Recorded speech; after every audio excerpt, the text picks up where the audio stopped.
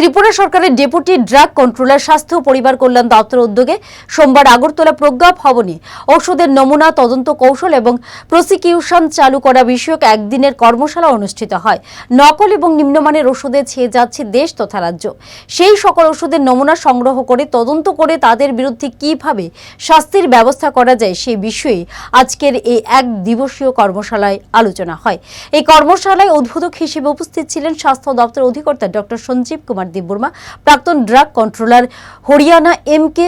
Ahuja, deputy drug controller Kanchan Sinha সহ অন্যান্যরা।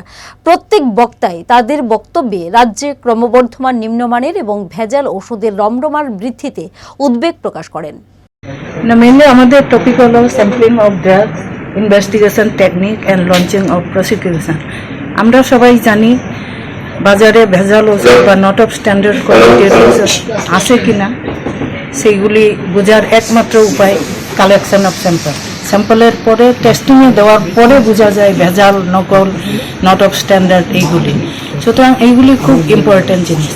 তাছাড়া টেস্টিংয়ের জন্য আমাদের স্টেট ড্রাগ টেস্টিং ল্যাবরেটরি আছে, সেইগুলিকে যাতে স্ট্রেংথেন করা যায় সেইগুলিরও আমরা চেষ্টা চালিয়ে যাচ্ছি।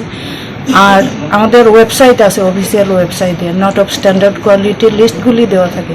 তো জেনারেলি পাবলিকরা কী করে, এইগুলি দেখার পরে হয়তো চায়ের আড্ডায় এইগুলি নিয়ে প্রচুর আলাপ হয়, তর্ক বিতর্ক হয়, কিন্তু যখন মেডিসিন কিনে কেউ আর সেইটা নিয়ে চিন্তা করে না।